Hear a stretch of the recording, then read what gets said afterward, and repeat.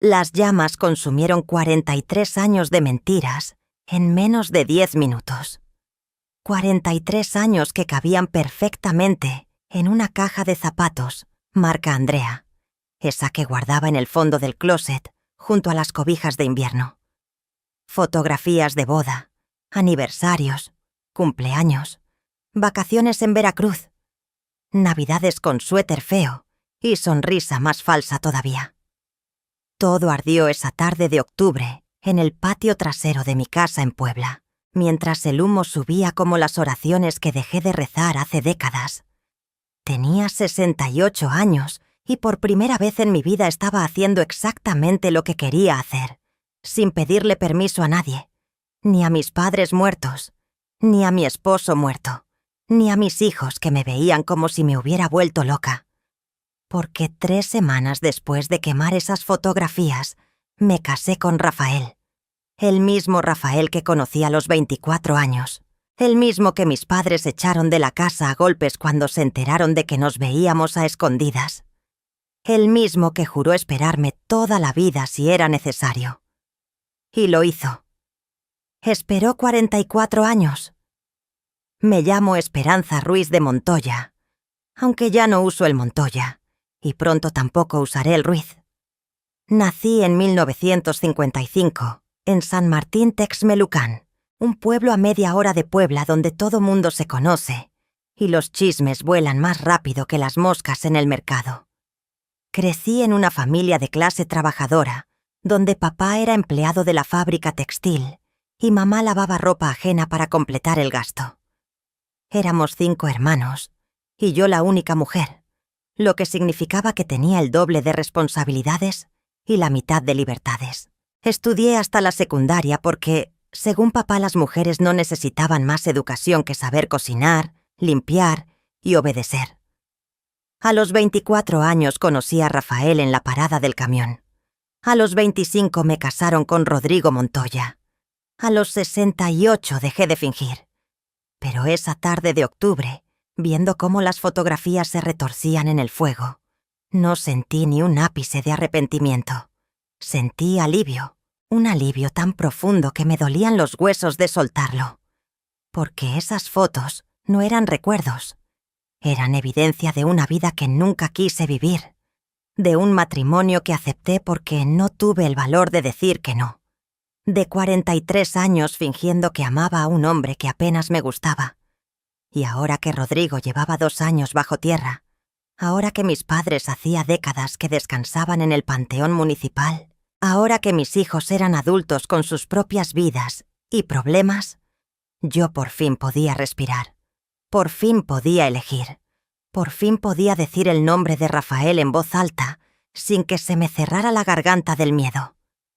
Y antes de que pienses que soy una vieja loca que perdió el juicio, déjame contarte toda la historia. Porque lo que pasó no fue un capricho de señora de 68 años aburrida. Fue la culminación de una vida entera guardando un secreto tan grande que casi me mata. Fue justicia. Fue libertad. Fue la decisión más cuerda que tomé en toda mi existencia. Si estás escuchando esto, y algo en tu pecho te dice que esta historia es tuya, aunque no la hayas vivido, quédate conmigo. Suscríbete al canal porque aquí las historias son de mujeres como tú y como yo, que aprendimos que nunca es tarde para elegir la vida que realmente queremos. Y cuéntame en los comentarios de qué país me estás escuchando, porque necesito saber que no estoy sola en esto, que hay más mujeres ahí afuera que entienden lo que significa vivir una vida que no elegiste. Pero para que entiendas por qué llegué a ese patio con una caja de fotos y un encendedor en la mano, tengo que llevarte conmigo al principio, al San Martín Texmelucan de 1979, cuando todavía creía que obedecer a mis padres era lo mismo que quererlos. San Martín Texmelucan en 1979 era un pueblo donde el chisme era deporte nacional y el honor de la familia valía más que la felicidad de sus miembros.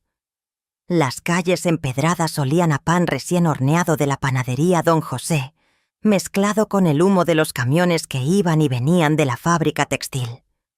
Había 3 iglesias, 2 cantinas y un cine que pasaba películas con 3 meses de retraso. El mercado municipal abría los domingos, y las señoras llegaban desde las 5 de la mañana a pelear por los mejores nopales y el chile más fresco. Era un lugar donde si te veían platicando con un muchacho en la esquina a las 3 de la tarde, para las 5 toda la cuadra sabía que andabas de ofrecida, donde las muchachas decentes caminaban con la vista en el piso y las manos cruzadas sobre el estómago, donde el noviazgo se pedía formalmente con flores y testigos, y el matrimonio se arreglaba entre padres antes que entre novios. Yo nací ahí el 15 de marzo de 1955, en una casa de adobe con techo de lámina que mi papá rentaba por 200 pesos al mes. Mamá me parió en la misma cama donde nacieron mis 4 hermanos mayores, con la ayuda de doña Chole la partera, que cobraba 50 pesos y un pollo. Mi papá, Esteban Ruiz, trabajaba en la fábrica textil La Providencia desde los 14 años. Era un hombre serio, de pocas palabras y muchas reglas. Medía 1,70 m, pero su presencia llenaba cualquier cuarto. Tenía las manos ásperas de tanto manipular telas y los hombros encorvados de tanto cargar bultos. Olía a cigarro delicados y a ese jabón zote con el que mamá le lavaba la ropa de trabajo. No era hombre de abrazos ni de palabras cariñosas. Sus demostraciones de amor consistían en llegar a la casa todos los viernes con el sobre del sueldo completo, sin haber parado en la cantina. Y sus demostraciones de enojo consistían en el cinturón. Mamá se llamaba Dolores Hernández de Ruiz, aunque todo el mundo le decía Lola. Era menudita, casi 1,50 m descalza, con el pelo negro amarrado siempre en un chongo apretado y las manos perpetuamente rojas de tanto lavar ropa ajena. Tenía 32 años cuando yo nací, pero parecía de 50. El trabajo y los partos la habían consumido como vela de iglesia. Se levantaba a las 4 de la mañana para hacer las tortillas del desayuno y se acostaba a las 11 de la noche después de lavar los trastes de la cena. Entre medio lavaba, planchaba, cocinaba, limpiaba y además lavaba la ropa de 3 familias del pueblo para sacar un dinerito extra. Cobraba 20 pesos por bulto y había semanas que lavaba hasta 6 bultos. El patio de la casa siempre estaba lleno de ropa tendida que no era nuestra. Sábanas blancas de la familia Domínguez, camisas azules del licenciado Velázquez, manteles bordados de doña Refugio. Mamá las lavaba con sus manos que nunca descansaban, en una tina de lámina con un jabón que le rajaba la piel, tallando en una tabla de madera que le destrozaba las rodillas. Mis hermanos mayores eran Esteban Jr., Ramón, Arturo y Miguel. 4 hombres que crecieron con la certeza de que el mundo les pertenecía simplemente por tener lo que tenían entre las piernas. Esteban Jr., el mayor, tenía 9 años cuando yo nací. Ya trabajaba con papá en la fábrica los sábados y se daba aires de hombre aunque todavía mojaba la cama. Ramón tenía 7 años y era el inteligente, el que papá soñaba que estudiara hasta la universidad, aunque nunca tuvimos dinero para eso. Arturo tenía 5 años y era el berrinchudo, el que lloraba por todo, y mamá consentía de más. Miguel tenía 3 años y era el bebé hasta que llegué yo a quitarle el puesto.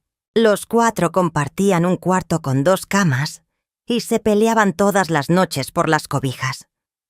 Los 4 comían primero que mamá y que yo. Los 4 estudiaron hasta donde quisieron, mientras que a mí me sacaron de la escuela a los 14 para que ayudara en la casa. Cuando yo nací, papá quería otro varón. Mamá me contó años después que cuando doña Chole anunció que era niña, papá salió de la casa y se fue a la cantina. No regresó hasta el día siguiente. No me cargó hasta que cumplí 3 días de nacida, y solo porque el cura dijo que era pecado rechazar un regalo de Dios. Pero nunca me miró como miraba a mis hermanos. A ellos les preguntaba por la escuela, por sus amigos, por sus planes. A mí solo me daba órdenes. Lava los trastes, barre el patio, ayuda a tu mamá, quédate en la casa, no salgas sola, No hables con extraños. No te rías muy fuerte. No camines como hombre. No mires a los ojos. No.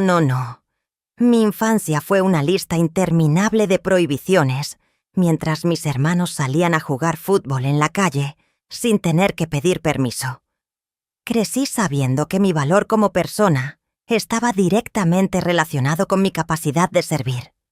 Primero a mi familia, después a mi esposo, siempre a alguien más, nunca a mí misma.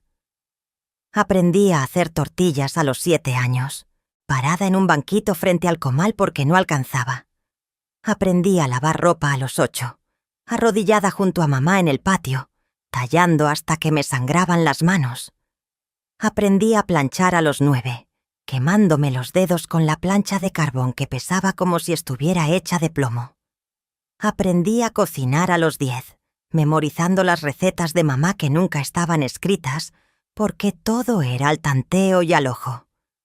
Una pizca de esto, un puño de aquello, hasta que se vea bien, hasta que huela bien, hasta que sepa bien. La escuela fue un privilegio temporal. Entré a primero de primaria en 1961, en la escuela Benito Juárez que quedaba a 4 cuadras de la casa. Íbamos caminando, mis hermanos adelante empujándose y yo atrás cargando mi mochila de tela que mamá me había cosido con retazos. La maestra Conchita era una señora gorda y amargada que nos pegaba con una regla de madera si nos equivocábamos en las tablas de multiplicar. Yo era buena estudiante. Me gustaba leer. Me gustaba escribir. Me gustaban los números y como siempre daban el resultado correcto si hacías bien las operaciones. Me gustaba la sensación de tener un cuaderno limpio y un lápiz afilado. Me gustaba ese olor a gis y a madera de los pupitres viejos. Me gustaba ser más que la hija de Esteban y Lola. En la escuela era Esperanza Ruiz, la niña del tercer pupitre de la segunda fila, que siempre sacaba 9 y 10. Pero a los 14 años, papá decidió que ya era suficiente. Había terminado la secundaria en la escuela técnica número 12. Había aprobado todos mis exámenes. Había recibido mi certificado con un promedio de 9.2. Y 3 días después papá me dijo que ya no volvería, que las mujeres no necesitaban más estudio, que ya sabía leer, escribir y hacer cuentas, que era más de lo que sabía mamá, y mira qué buena esposa era. Que mi lugar estaba en la casa ayudando a mi madre, que ya estaba grande y cansada, que pronto me casaría de todos modos, así que para qué gastar en uniformes y útiles, que mis hermanos sí necesitaban estudiar porque ellos iban a mantener familias. Yo solo necesitaba aprender a ser mantenida. Lloré esa noche. Lloré callada para que papá no me oyera y se enojara. Lloré con la cara enterrada en la almohada que compartía con mamá porque yo ni siquiera tenía mi propia cama. Soñaba con estudiar para secretaria, con trabajar en una oficina con aire acondicionado, con usar tacones y faldas de tubo como las señoritas que veía en las revistas que doña Chole guardaba en la sala de espera, con tener mi propio dinero, mi propia vida, mi propia voz. Pero esos sueños murieron esa noche junto con mi certificado de secundaria, que mamá guardó en una caja de galletas Marías y que nunca volví a ver. Desde los 14 hasta los 24, viví en una rutina que nunca cambiaba. Me levantaba a las 5 de la mañana con mamá. Hacíamos el desayuno para 6 hombres hambrientos. Lavaba los trastes, barría la casa, trapeaba los pisos de cemento que siempre estaban polvorosos no importa cuánto trapeara. Ayudaba a mamá con la ropa ajena, tallando en el patio hasta que me dolían los brazos. Tendía la ropa, hacía las camas, preparaba la comida, servía la comida, volvía a lavar trastes, cosía ropa, remendaba calcetines, planchaba montañas de ropa que nunca se acababan, hacía la cena, servía la cena, lavaba trastes otra vez y me iba a dormir a las 11 de la noche para levantarme a las 5 de la mañana y empezar de nuevo. Los domingos íbamos a misa de 8. Yo me ponía mi único vestido bueno, uno de tela floreada que mamá me había hecho y que me lavaba todos los sábados para que estuviera limpio. Me peinaba con 2 trenzas porque papá decía que el pelo suelto era de mujeres de la calle. Nos sentábamos siempre en la misma banca, del lado derecho a la mitad de la iglesia. Papá y mis hermanos adelante, mamá y yo atrás. El padre Jacinto daba sermones de 1 hora sobre el infierno que nos esperaba si no obedecíamos los mandamientos de Dios y los mandamientos de nuestros padres, que según él, eran lo mismo. Después de misa íbamos al mercado. Mamá compraba lo necesario para la semana mientras yo cargaba la canasta. Regresábamos a casa. Yo cocinaba el mole que tomaba 4 horas de estar moliendo chiles y chocolate en el molcajete. Comíamos. Lavaba trastes. Y el lunes empezaba todo otra vez. No tenía amigas porque papá no me dejaba salir sola. No iba a fiestas porque papá decía que eran lugares donde las muchachas perdían la vergüenza. No tenía pretendientes porque papá echaba a cualquier muchacho que se acercara a preguntar por mí. Vivía en una jaula hecha de obligaciones y mandamientos que nunca cuestioné porque creí que así tenía que ser. Porque mamá vivía igual y nunca se quejaba. Porque las vecinas vivían igual y parecían conformes. Porque la maestra Conchita nos había dicho 1000 veces que el destino de toda mujer era servir. Primero a su padre, después a su esposo, siempre a alguien. Cumplí 20 años, 21, 22, 23. Y papá empezó a preocuparse. Las muchachas del pueblo se casaban a los 18, 19, a más tardar. Yo ya tenía 23 y seguía soltera. La gente empezaba a murmurar. Que si me había quedado a vestir santos, que si tenía algún defecto escondido, que si era muy exigente, que si estaba mal de la cabeza. Papá lo tomó como una ofensa personal, como si mi soltería fuera evidencia de su fracaso como padre. Empezó a buscar activamente un marido para mí. Le preguntó a sus compadres si conocían algún hombre soltero decente.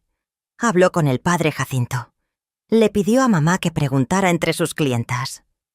Mi vida se convirtió en una subasta donde yo era el producto y papá el vendedor desesperado. Y entonces, en febrero de 1979, un mes antes de cumplir 24 años, conocí a Rafael. Era un jueves. Yo tenía que ir al centro de Puebla a comprar hilo para mamá, porque en San Martín ya no había del color que necesitaba. Papá me dejó ir sola porque era de día y porque mamá necesitaba el hilo urgente para entregar un encargo. Me subí al camión de las 10 de la mañana, el que hacía la ruta San Martín-Puebla, y tardaba 40 minutos con todo y paradas. Llevaba puestos mis únicos zapatos buenos, unos cafés de piel sintética que me apretaban del dedo gordo, mi vestido floreado, mi rebozo azul, y el miedo de siempre a hacer algo mal, a llamar la atención, a meterme en problemas. La parada del camión estaba en la esquina de la calle Hidalgo con Morelos. Había como 15 personas esperando, señoras con canastas llenas de verduras, un señor con 2 pollos amarrados de las patas, 3 muchachas jóvenes que se reían y cuchicheaban, y un hombre de más o menos 30 años, con el pelo negro peinado hacia atrás, bigote grueso, camisa blanca arremangada y pantalón de mezclilla. Estaba leyendo el periódico El Sol de Puebla, parado recargado en el poste de luz. Cuando llegó el camión, todos nos amontonamos para subir. Yo iba hasta atrás de la fila porque así me enseñaron, que las señoritas dejan pasar primero a los demás. Pero cuando me tocó subir, el escalón estaba muy alto y mi falda muy apretada. Dudé, y una mano se extendió hacia mí. Era él, el hombre del periódico. «Permítame», dijo, y su voz era suave, educada, completamente diferente a las voces bruscas de papá y mis hermanos. Le di la mano. Subí. Le di las gracias sin mirarlo a los ojos. Me senté en el primer asiento disponible, del lado de la ventana, con las manos cruzadas sobre el regazo y la vista fija en mis zapatos cafés, Mi corazón latía demasiado rápido por el simple hecho de que un hombre me había ayudado a subir al camión. ¡Qué ridícula! ¡Qué exagerada! Pero es que nunca en mi vida, un hombre que no fuera mi familia me había tocado la mano. El camión arrancó. Yo seguía mirando mis zapatos. Sentí que alguien se sentó en el asiento de junto. Alcé la vista de reojo. Era él, el hombre del periódico. Mi corazón dio un brinco que sentí hasta en las orejas. «Hace calor, ¿verdad?», dijo sin mirarme, con los ojos en su periódico. «Sí», respondí. Apenas un susurro. «¿Va hasta Puebla?». «Sí, yo también. Trabajo por el centro, en una ferretería». No respondí, porque no sabía qué decir, porque nunca había tenido una conversación con un hombre extraño, porque me habían enseñado que hablar con desconocidos era peligroso. Él pareció entender mi silencio. Siguió leyendo su periódico. Yo seguí mirando mis zapatos. Pero algo había cambiado en el aire. Algo pequeño y peligroso y emocionante. El simple hecho de estar sentados uno junto al otro, en un camión que olía a diésel y a sudor. El simple hecho de compartir el mismo espacio, de respirar el mismo aire. Cuando llegamos a Puebla, él se levantó primero. Se volteó hacia mí. «Que tenga buen día, señorita». «Igualmente», murmuré. Lo vi bajar del camión. Lo vi caminar por la calle 5 de Mayo con las manos en los bolsillos. Lo vi perderse entre la gente. Y pensé que nunca lo volvería a ver. Compré el hilo que mamá necesitaba en la mercería La Poblana. 5 carretes de hilo azul marino. 20 pesos. Me regresé a la parada del camión de las 12 para volver a San Martín. Me subí. Me senté. Y cuando el camión ya iba a arrancar, alguien subió corriendo. Era él. Se sentó en el mismo asiento de la mañana. A mi lado. Con el mismo periódico ahora doblado bajo el brazo. «¡Qué casualidad!», dijo. Y sonrió. Y esa sonrisa hizo que algo en mi pecho se derritiera como mantequilla en comal caliente. «Sí», dije, porque era lo único que mi cerebro podía procesar. «Me llamo Rafael. Rafael Mendoza. Esperanza Ruiz. Bonito nombre. Le queda». Me sonrojé. Sentí que la cara me ardía. Nunca nadie me había dicho algo así. Nunca nadie me había hecho un cumplido que no tuviera que ver con qué tan bien había quedado la comida o qué tan limpia estaba la casa. «¿Vive en San Martín?», preguntó. «Sí, yo también, toda mi vida. Es raro que no nos hubiéramos visto antes». «San Martín es grande». «No tanto». Sonrió de nuevo. Y yo también sonreí. Y durante los siguientes 40 minutos platicamos. Bueno, él platicó. Yo escuchaba y de vez en cuando decía sí o no, o qué interesante. Me contó que tenía 29 años, que trabajaba en la ferretería El Tornillo de su tío, que le gustaba el béisbol, que tenía 3 hermanas menores, que su mamá era viuda y él era el hombre de la casa desde los 15 años cuando su papá murió de un infarto, que estaba ahorrando para poner su propio negocio algún día, que le gustaba leer aunque no había terminado la preparatoria porque tuvo que ponerse a trabajar, que su película favorita era El Padrino, aunque la había visto en un cine pirata porque no tenía dinero para el cine de verdad. Cuando llegamos a San Martín, no quería bajarme. Quería seguir en ese camión para siempre, escuchándolo hablar con esa voz suave y esa pasión por cosas que yo no sabía que se podía tener pasión. Béisbol, películas, libros, negocios, sueños. «¿Le puedo pedir algo?», dijo antes de bajar. «¿Qué cosa? ¿La puedo volver a ver? ¿El próximo jueves? ¿A la misma hora?». Mi corazón se detuvo. Después se aceleró. Después se volvió a detener. «No sé», dije, porque era la verdad, porque no sabía si papá me dejaría volver a ir a Puebla, porque no sabía si yo me atrevería a decir que sí. Piénselo, dijo. Yo voy a estar aquí, en la parada, el jueves a las 10. Si viene, viene. Si no, entenderé. Se bajó. Yo me quedé sentada viendo cómo caminaba por la calle Hidalgo, hasta desaparecer en la esquina. Esa noche no dormí. No podía dejar de pensar en Rafael Mendoza, en su sonrisa, en su voz, en cómo me había hecho sentir como si yo fuera interesante, como si yo importara, como si yo fuera más que solo las manos que lavaban y las manos que cocinaban. El siguiente jueves, inventé que mamá necesitaba más hilo. Y el siguiente, y el siguiente. Durante 3 meses, todos los jueves me subía al camión de las 10 con la excusa del hilo, o de botones, o de tela, o de lo que se me ocurriera. Y Rafael siempre estaba ahí, en la parada, esperándome. Y nos subíamos juntos al camión. Y platicábamos de ida, y platicábamos de vuelta. Y yo sentía que por fin estaba viviendo. Me contó de sus sueños, de cómo quería abrir una ferretería más grande, de cómo quería que su mamá dejara de lavar pisos y pudiera descansar, de cómo quería viajar a la Ciudad de México algún día. Me preguntó por mis sueños, y yo no supe qué responder porque nunca me habían preguntado eso, porque nunca me había permitido soñar. Pero poco a poco empecé a imaginar, a soñar, a querer. En mayo, me besó. Fue un jueves. Habíamos bajado del camión en Puebla y caminábamos por el jardín del Zócalo. Yo llevaba puesta una blusa blanca nueva que me había hecho con retazos. Él llevaba una camisa azul que, según me dijo, se había comprado, pensando en mí porque el azul era mi color favorito. Nos sentamos en una banca bajo un árbol de jacaranda que soltaba flores moradas. Y me tomó la mano. Y yo dejé que me la tomara. Y me miró a los ojos. Y yo lo miré a los ojos.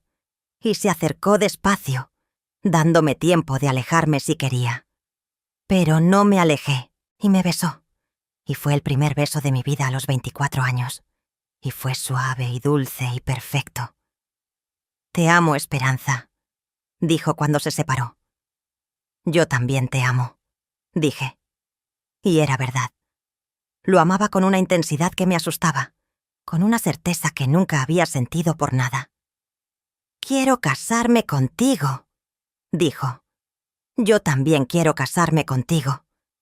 Voy a hablar con tu papá, voy a pedirte formalmente, voy a hacer las cosas bien». Y yo asentí, porque creí que sí, que se podía, que papá entendería, que mamá me apoyaría, que mis hermanos se alegrarían, que el amor era suficiente. ¡Qué ingenua era! Rafael llegó a mi casa un domingo de junio. Llegó vestido con su mejor ropa, que no era gran cosa, pero se veía que se había esforzado. Pantalón de vestir planchado, camisa blanca, zapatos boleados, el pelo peinado con brillantina. Traía flores para mamá, rosas amarillas que compró en el mercado, y traía una carta de recomendación de su jefe de la ferretería, don Mauricio, que decía que Rafael era un empleado responsable, puntual y honesto. Mamá abrió la puerta. Se quedó parada sin decir nada cuando vio a Rafael ahí, parado con las flores. «Buenas tardes, señora», dijo Rafael. «Mi nombre es Rafael Mendoza. Vengo a hablar con el señor Esteban Ruiz. Es un asunto importante». Mamá volteó a verme. Yo estaba en la cocina fingiendo que pelaba papas, pero en realidad temblando de los nervios. Mamá entendió inmediatamente. Las madres siempre entienden. «Esteban», llamó. «Hay un muchacho aquí que quiere hablar contigo». Papá salió de su cuarto. Traía puesta su camiseta blanca de tirantes y su pantalón de mezclilla con el cinturón de cuero. Olía a cigarro. Tenía el ceño fruncido. «¿Quién es usted?», preguntó sin saludar. «Rafael Mendoza, señor. Mucho gusto». Rafael extendió la mano. Papá no la tomó. «¿Qué quiere?». «Vengo a pedirle permiso para cortejar a su hija Esperanza». El silencio que siguió fue el más largo de mi vida. Podía escuchar el tic-tac del reloj de pared. Podía escuchar a la vecina gritándole a sus hijos. Podía escuchar mi propio corazón latiéndome en los oídos. «¿A cuál de mis hijas?», preguntó papá, voz peligrosamente calmada. «A Esperanza, señor. No tengo hijas que cortejar», dijo papá. «Mi hija está ocupada. Lárguese». «Señor, por favor. Yo la amo. Y ella me ama. Tengo trabajo estable. Puedo mantenerla.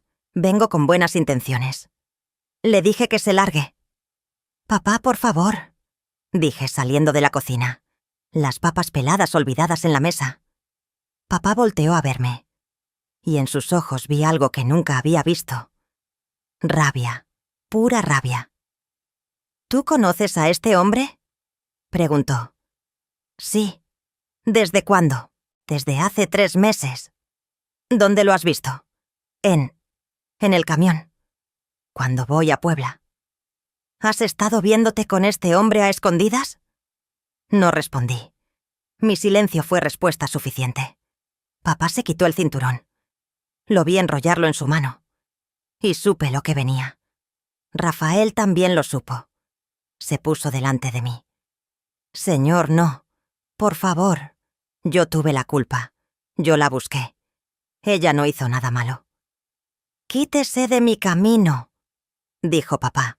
«No voy a dejar que le pegue». Y entonces pasó todo muy rápido. Papá empujó a Rafael. Rafael se tambaleó, pero no cayó.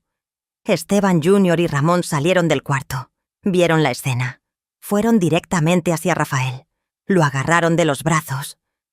Rafael intentó soltarse, pero eran 2 contra 1 y más fuertes. Papá se acercó y le pegó. Un puñetazo directo en la cara que le partió el labio. Rafael sangró.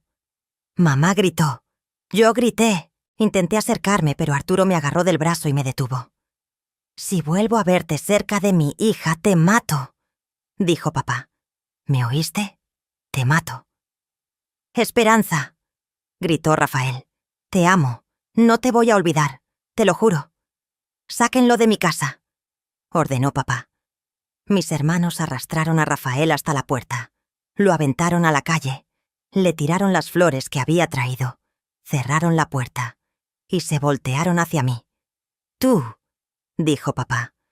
«Tú me has deshonrado. Me has hecho quedar como un pendejo que no puede controlar a su propia hija.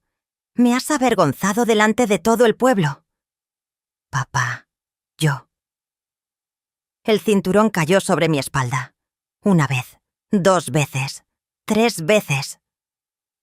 Mamá gritaba que parara. Yo no grité. No le iba a dar el gusto. Dejé que me pegara. Dejé que me rompiera la piel. Dejé que me sangrara la espalda. Pero no dejé que me rompiera el corazón. Porque Rafael me había dicho que me amaba. Y eso nadie me lo podía quitar. Esa noche mamá me curó las heridas con alcohol y mertiolate. Me dolía tanto que lloraba en silencio. Mamá no decía nada. Solo curaba. Cuando terminó, me abrazó. Y lloró conmigo. «Lo siento, hija», dijo. «Lo siento tanto. ¿Por qué nunca dijiste nada, mamá? ¿Por qué siempre lo dejas hacer lo que quiere?» «Porque así es como se supone que debe ser». «Pues está mal». «Lo sé. Esa fue la primera vez que escuché a mamá admitir que algo en nuestra vida estaba mal. Pero no fue suficiente. Porque admitir que algo está mal no es lo mismo que hacer algo al respecto». El siguiente jueves no me dejaron salir. Ni el siguiente, ni el siguiente. Papá me tenía prácticamente prisionera en la casa. Ni siquiera me dejaba ir a misa. Decía que primero tenía que aprender la lección, que tenía que entender que las muchachas decentes no andan de ofrecidas con cualquier don nadie. Durante 2 meses estuve encerrada. Trabajaba, cocinaba, limpiaba, lloraba, soñaba con Rafael. Me preguntaba si me estaría esperando en la parada del camión todos los jueves. Me preguntaba si me habría olvidado. Me preguntaba si algún día lo volvería a ver. Y entonces, en agosto, papá llegó con noticias. «Ya te conseguí marido», anunció durante la cena. «Se llama Rodrigo Montoya. Tiene 32 años. Es dueño de una tortillería. Buen hombre, trabajador. Me lo recomendó mi compadre Jesús. Ya hablé con él, ya aceptó. Se van a casar en octubre. Me quedé helada con el tenedor a medio camino a la boca. ¿Qué? Lo que oíste. Ya está arreglado. La boda es el 15 de octubre, en la iglesia de San Martín. Padre Jacinto va a casarlos, pero yo no lo conozco. Lo vas a conocer. El domingo viene a comer. No me quiero casar con él. No te estoy preguntando qué quieres. Te estoy diciendo qué vas a hacer. No. La palabra salió de mi boca antes de que pudiera detenerla. Papá dejó de comer. Me miró. Y supe que había cometido un error. ¿Qué dijiste? Dije que no.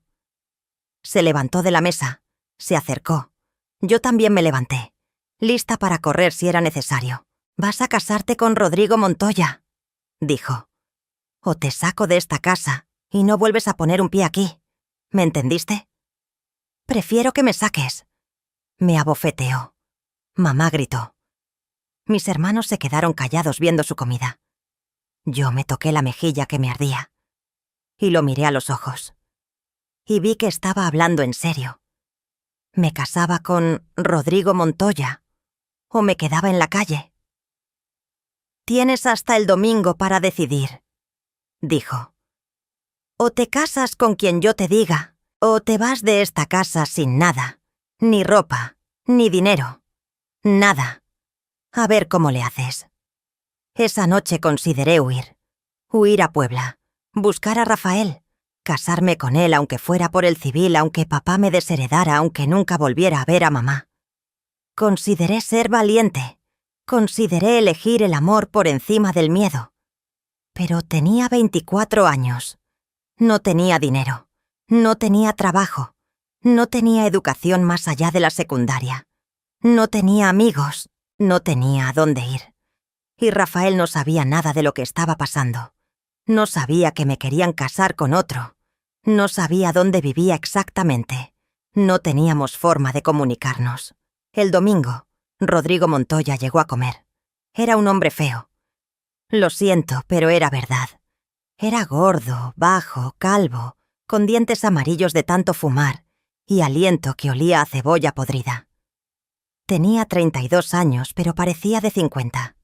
Hablaba con la boca llena. Se rascaba la panza mientras comía. Eructaba sin taparse la boca. Y me miraba como si fuera un pedazo de carne en el mercado que estaba evaluando antes de comprar. «Está bien bonita tu hija, compadre», le dijo a papá. «Flaquita, pero se ve que sabe trabajar. Sabe hacer de todo», dijo papá. «Cocina, limpia, lava, plancha. La eduqué bien». «Eso está bueno, porque yo no quiero una mujer huevona, que sepa cuál es su lugar. Esperanza sabe cuál es su lugar». Los dos me miraron, esperando que confirmara, que dijera sí, señor, que bajara la cabeza, que sonriera, que fingiera que estaba feliz. No dije nada. Papá me pateó por debajo de la mesa. «Dile algo a tu futuro esposo».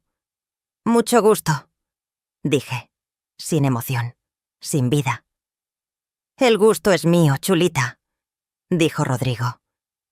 Y me guiñó el ojo, y sentí que me iba a vomitar.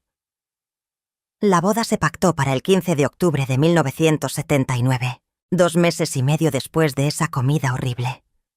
Mamá me hizo un vestido blanco con encaje que compró en el mercado.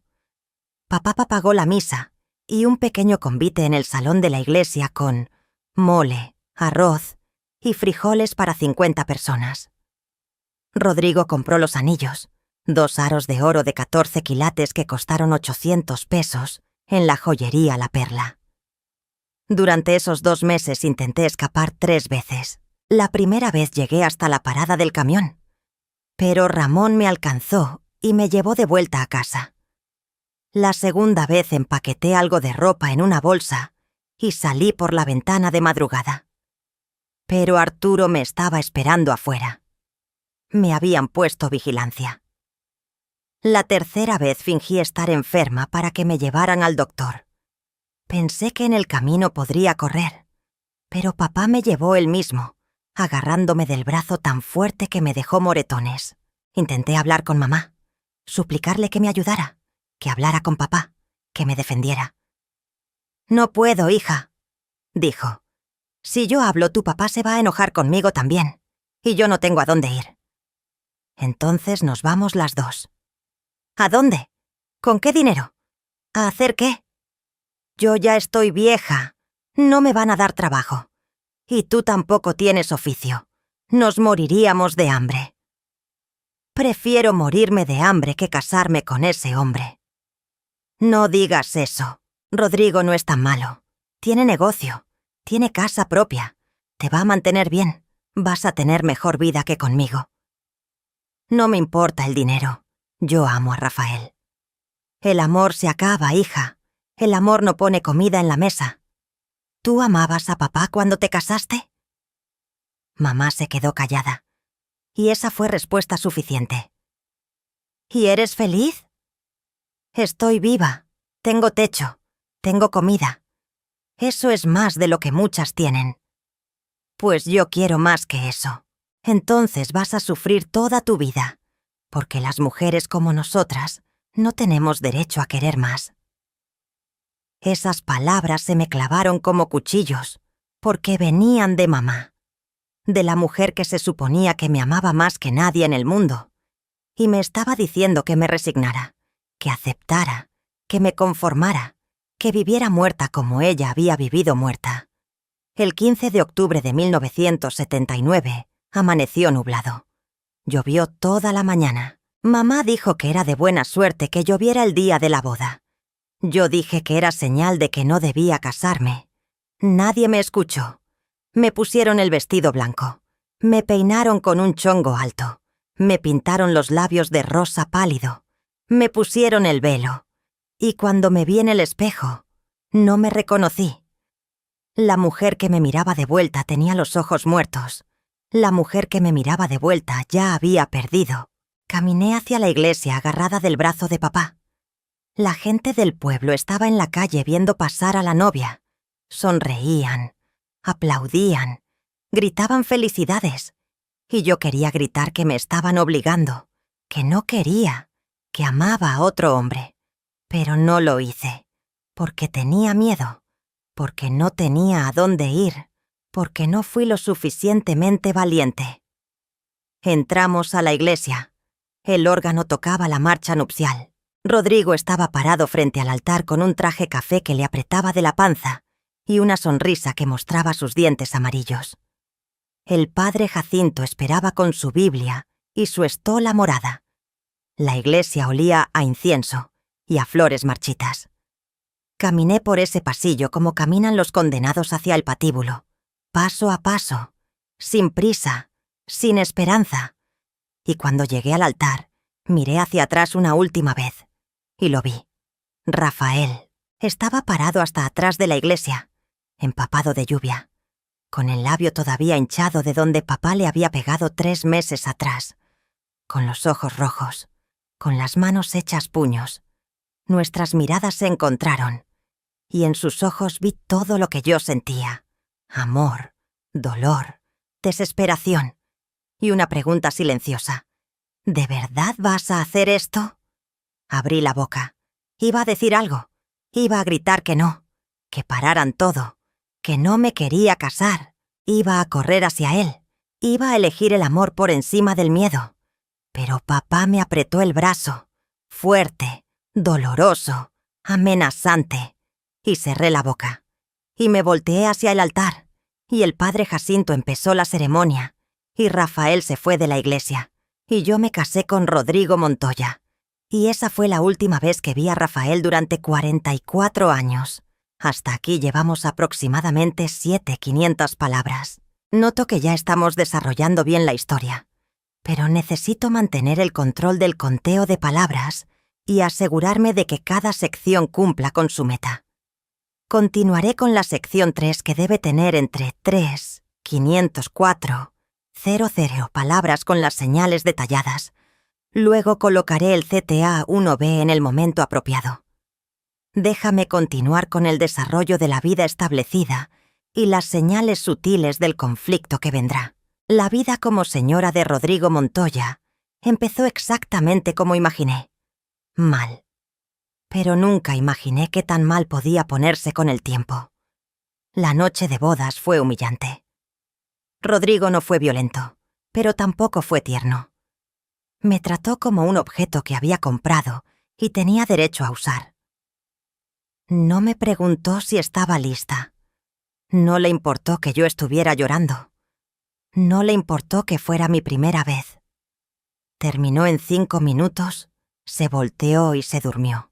Yo me quedé despierta toda la noche mirando el techo de la casa, que ahora era mi prisión, con las piernas adoloridas y el corazón destrozado, pensando en Rafael. La casa de Rodrigo quedaba en la calle Allende, a 6 cuadras de donde vivían mis papás. Era una casa pequeña de 2 recámaras, sala, comedor, cocina y un baño completo que era el orgullo de Rodrigo porque tenía regadera con agua caliente. Los muebles eran viejos pero funcionales. Un sillón café desgastado, una mesa de madera con 4 sillas, una cama matrimonial que rechinaba con cualquier movimiento, un ropero de 3 puertas que olía a naftalina. Todo limpio pero sin vida, sin color, sin nada que lo hiciera sentir como un hogar. Rodrigo tenía su tortillería a 3 cuadras de la casa. La Guadalupana se llamaba, con un letrero pintado a mano que se estaba despintando. Abría de 5 de la mañana a 2 de la tarde. Vendía tortillas recién hechas, masa para tamales y tostadas. Ganaba bien. No éramos ricos, pero tampoco pobres. Teníamos para comer, para pagar la luz y el agua, para el gas, y sobraba un poco que Rodrigo guardaba en una caja de zapatos bajo la cama. Mi rutina como esposa era similar a mi rutina como hija, solo que ahora vivía en otra casa y servía a otro hombre. Me levantaba a las 4 de la mañana. Hacía el desayuno de Rodrigo. Huevos, frijoles, café, tortillas. Él se iba a la tortillería a las 4:30. Yo limpiaba la casa, lavaba ropa, tendía ropa, planchaba ropa, hacía la comida. A las 2 de la tarde Rodrigo regresaba a comer. Comía, dormía siesta hasta las 4. Se levantaba, veía televisión, cenaba, me usaba, dormía. Yo lavaba trastes, planchaba, cosía, remendaba, me acostaba. Y al día siguiente todo empezaba de nuevo. No tenía amigas porque Rodrigo no me dejaba salir sola.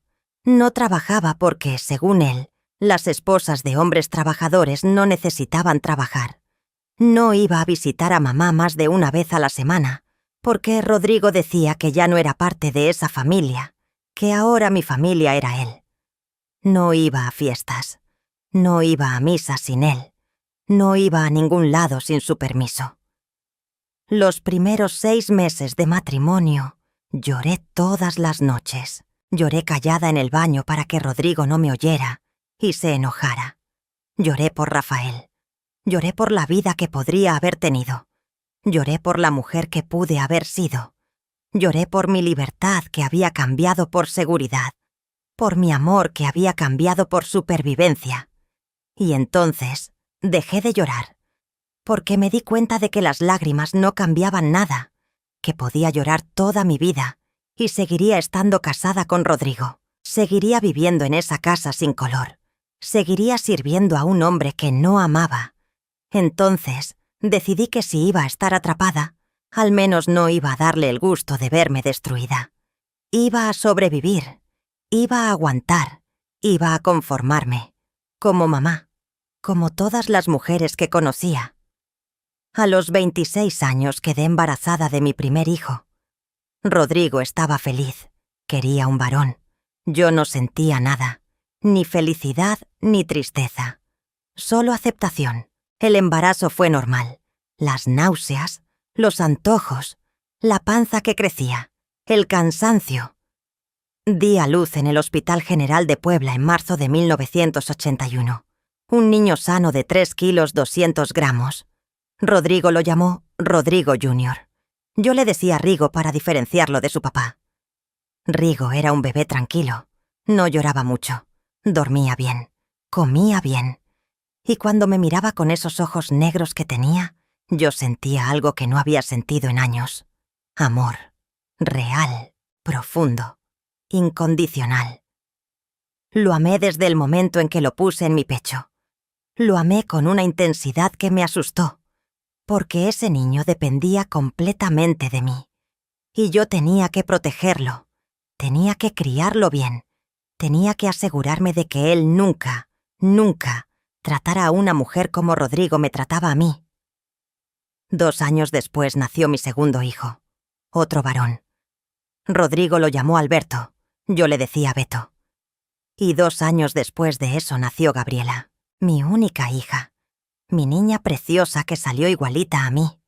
Y con Gabriela mi corazón se partió y se llenó al mismo tiempo, porque la amaba, pero porque sabía que ella iba a sufrir lo mismo que yo había sufrido, que iba a crecer en un mundo que le iba a decir que su valor estaba en servir, que iba a tener que luchar el doble para la mitad de reconocimiento, que iba a llorar las mismas lágrimas que yo había llorado. Crié a mis 3 hijos sola. Rodrigo no ayudaba. Rodrigo trabajaba y proveía dinero, y esa era toda su contribución. Nunca cambió un pañal, nunca preparó una mamila, nunca se levantó en la madrugada cuando alguno lloraba, nunca les leyó un cuento, nunca jugó con ellos. Eran mis hijos, mi responsabilidad, mi carga y mi mayor alegría. Les enseñé a leer antes de que entraran a la escuela, les enseñé a escribir su nombre, les enseñé las tablas de multiplicar, les enseñé a ser amables, generosos, empáticos.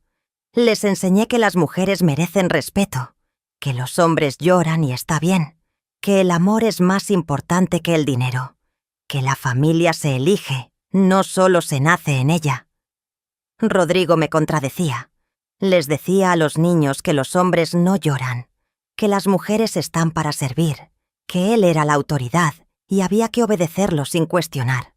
Y yo los volvía a enseñar cuando Rodrigo no estaba. Era una batalla constante, una guerra silenciosa por el alma de mis hijos.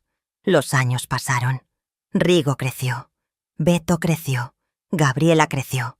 Entraron a la primaria, a la secundaria, a la preparatoria. Yo envejecí. Cumplí 30, 35, 40. Mi cuerpo cambió. Me salieron canas. Me salieron arrugas. Me dolían las rodillas de tanto lavar y trapear. Me dolía la espalda de tanto cargar. Me dolía el corazón de tanto fingir. Rodrigo también envejeció. Engordó más. Se le cayó el poco pelo que le quedaba. Le dio diabetes. Presión alta. Colesterol alto. El doctor le dijo que tenía que cuidarse, o se iba a morir joven. Rodrigo no se cuidó. Siguió comiendo grasas. Siguió tomando refresco. Siguió fumando 2 cajetillas diarias. Como si quisiera morirse. Como si la vida le pesara tanto como a mí. Nuestra relación era inexistente.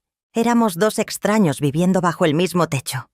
Compartíamos la cama, pero no la vida. Él hacía lo que quería. Yo hacía lo que me ordenaban. No platicábamos. No salíamos juntos. No celebrábamos aniversarios. No había afecto. No había respeto. No había nada más que costumbre y obligación. Y así pasaron 40 años. 40 años en los que me levanté todos los días y me dije que ese día sería igual al anterior. En los que me miré al espejo y vi a una desconocida mirándome de vuelta. En los que me acosté todas las noches al lado de un hombre que conocía pero no amaba. En los que fingí estar bien cuando por dentro me estaba muriendo de a poco. Pero hubo señales. Pequeñas señales a lo largo de esos 40 años que me recordaban que Rafael seguía vivo. Que nuestra historia no había terminado realmente. Que el amor que sentí a los 24 años todavía existía en algún lugar del universo, esperando su momento. La primera señal fue en 1985, 6 años después de casarme. Era un martes de julio. Había ido al mercado a comprar jitomates para hacer salsa. Llevaba a Rigo de la mano, que tenía 4 años, y a Beto en la pañalera que cargaba en la espalda. Gabriela todavía no nacía. El mercado estaba lleno como siempre los martes. Señoras regateando con los vendedores. Niños corriendo entre los puestos. El olor a cilantro y a carne cruda. El ruido de las vendedoras gritando sus precios. Estaba en el puesto de Don Chuy eligiendo los jitomates más maduros cuando escuché una voz detrás de mí. Una voz que reconocí inmediatamente aunque habían pasado 6 años. ¿Esperanza? Me quedé helada. El jitomate que tenía en la mano se me cayó y rodó por el piso. Me volteé despacio y ahí estaba. Rafael. Más grande, más maduro, con algunas canas en las sienes, con arrugas alrededor de los ojos. Pero era él, el mismo hombre que me había besado bajo la jacaranda, el mismo hombre que juró esperarme, el mismo hombre que vi parado al fondo de la iglesia el día de mi boda. Rafael, dije, y mi voz sonó quebrada. Nos quedamos mirando, sin saber qué decir. Había tanto que decir, y al mismo tiempo nada que pudiera cambiar la realidad. Yo estaba casada, tenía 2 hijos, estaba parada en el mercado con mi hijo agarrado de mi mano y mi bebé en la espalda, y él estaba ahí, vivo, real, tan cerca y tan inalcanzable. «¿Te ves bien?», dijo finalmente. «Tú también». «¿Estos son tus hijos?» «Sí, Rodrigo y Alberto. Bonitos nombres». «Gracias». Silencio incómodo. La gente pasaba a nuestro alrededor, pero nosotros estábamos en una burbuja fuera del tiempo. Yo quería decirle tantas cosas. Quería decirle que lo extrañaba, que pensaba en él todos los días, que seguía amándolo, que había cometido el error más grande de mi vida al no ser lo suficientemente valiente para elegirlo. Pero no podía, porque Rigo estaba ahí escuchando, porque la gente nos estaba viendo, porque yo era la señora de Montoya y tenía que comportarme como tal. «Tengo que irme», dije. Esperanza yo. «Adiós, Rafael». Agarré a Rigo de la mano y me fui. No compré los jitomates. No compré nada. Salí del mercado casi corriendo. Mi corazón latía tan fuerte que pensé que me iba a explotar en el pecho.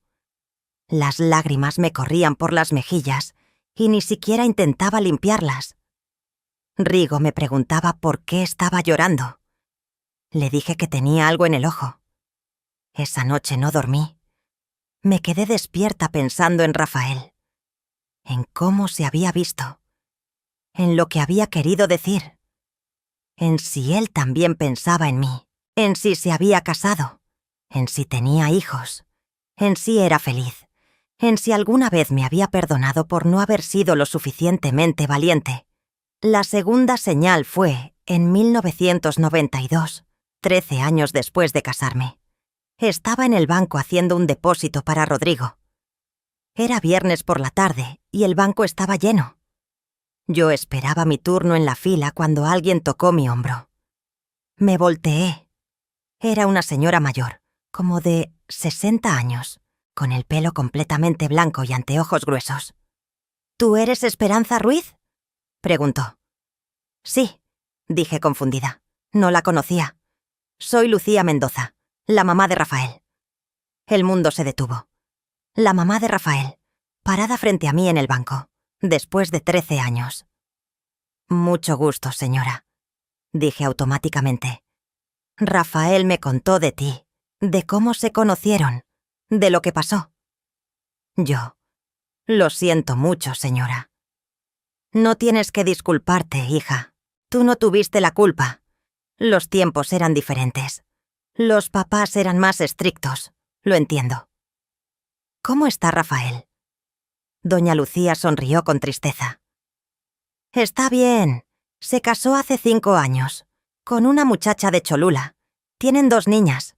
Puso su propia ferretería como siempre quiso. Le va bien». Sentí algo en el pecho. ¿Alivio? ¿Tristeza? ¿Celos? Todo junto. Me da gusto que esté bien. Pero nunca te olvidó, ¿sabes? Hasta el día que se casó, hablaba de ti. Decía que tú habías sido el amor de su vida. Las lágrimas me quemaban los ojos, pero no las dejé salir. No ahí. No delante de la mamá de Rafael en la fila del banco con 10 personas escuchando. Yo también. Yo nunca. Lo sé, hija, lo sé. Me apretó la mano. Y se fue. Yo me quedé parada ahí temblando.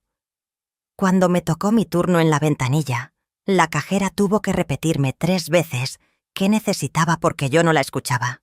Mi mente estaba con Rafael, casado, con 2 hijas, con su ferretería, viviendo la vida que pudo haber sido nuestra. Esa noche Rodrigo notó que estaba rara. Me preguntó qué me pasaba. Le dije que nada, que me dolía la cabeza.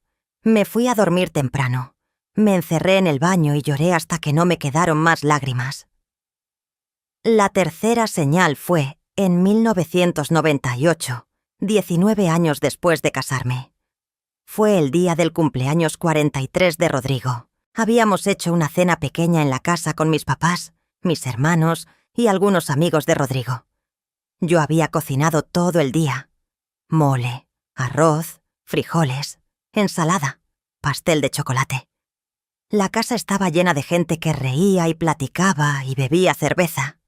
En algún momento de la tarde, Arturo, mi hermano, llegó con un invitado. Un hombre que yo no conocía, alto, delgado, de unos 45 años, con lentes y una sonrisa amable. «Esperanza, te presento a mi nuevo jefe», dijo Arturo. «Él es don Rafael Mendoza. Acaba de abrir una ferretería nueva aquí en San Martín. Yo trabajo ahí desde hace un mes». «Rafael, ahí, en mi casa, en el cumpleaños de Rodrigo». Nos miramos, y en sus ojos vi que él tampoco sabía que yo era la hermana de Arturo, que yo era la esposa del cumpleañero, que nos íbamos a encontrar. «Mucho gusto, señora», dijo, formal, distante, como si fuéramos extraños. «Mucho gusto», respondí. Arturo los presentó. Rafael le dio la mano a Rodrigo, le felicitó, le dio una botella de tequila de regalo. Se sentó en la sala a platicar con los demás hombres. Yo me metí a la cocina fingiendo que tenía que revisar el pastel. Temblaba, literal temblaba. Rafael estaba en mi casa, sentado en mi sala, platicando con mi esposo, con mi hermano, a 5 metros de donde yo estaba. Podía escuchar su risa, su voz, podía olerlo. Ese mismo olor a jabón y a colonia barata que me había enamorado 19 años atrás. Mamá entró a la cocina. «¿Estás bien, hija? Te ves pálida». «Estoy bien, mamá, solo cansada». «Ese hombre, el jefe de Arturo, ¿lo conocías?» Mamá siempre sabía. Las mamás siempre saben. «No», mentí. «¿Segura?» «Segura». Mamá me miró con esos ojos que lo sabían todo. Pero no dijo nada. Solo asintió y salió de la cocina. Rafael se quedó una hora que fue la más larga de mi vida. Yo evitaba salir de la cocina. Cuando tuve que salir para servir el pastel, evitaba mirarlo. Pero sentía su mirada. Sentía cómo me seguía con los ojos cada vez que me movía. Cuando se fue, respiré por primera vez en una hora. Arturo comentó qué buen tipo era su nuevo jefe. Rodrigo estuvo de acuerdo. Dijeron que tenían que invitarlo más seguido. Y lo hicieron. Durante los siguientes 2 años, Rafael vino a la casa regularmente. Siempre invitado por Arturo. Siempre con alguna excusa. Un partido de fútbol. Una carne asada. Un cumpleaños. Y yo tenía que estar ahí. Tenía que cocinar para él. Tenía que servirle. Tenía que verlo platicar con mi esposo. Tenía que fingir que era un extraño. Pero de vez en cuando nadie nos veía, nuestras miradas se encontraban. Y en esas miradas había todo lo que no podíamos decir. Todo el amor que seguía vivo. Todo el dolor de lo que pudo ser y no fue. Toda la resignación de saber que estábamos tan cerca y tan lejos al mismo tiempo. Si todavía estás aquí conmigo, es porque sabes exactamente de qué estoy hablando. Porque tal vez Tú también tuviste un amor que no pudo ser. Suscríbete al canal para que estas historias siempre lleguen a ti.